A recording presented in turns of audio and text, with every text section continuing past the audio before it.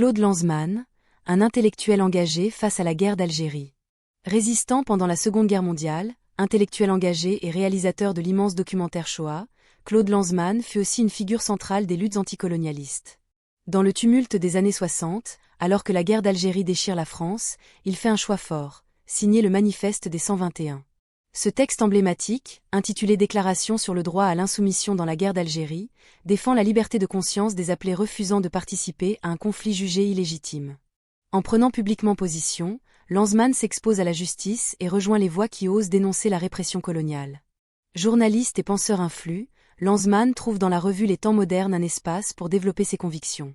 Proche de Jean-Paul Sartre et Simone de Beauvoir, il y participe à la rédaction de nombreux numéros qui interrogent les conflits de leur temps, dont celui consacré au conflit israélo-arabe. Mais c'est son engagement pour l'Algérie libre qui illustre le mieux son sens de l'éthique. Face au silence pesant de l'époque, il choisit la clarté, convaincu que défendre les droits humains passe aussi par la dénonciation des abus commis en Algérie au nom de la République française.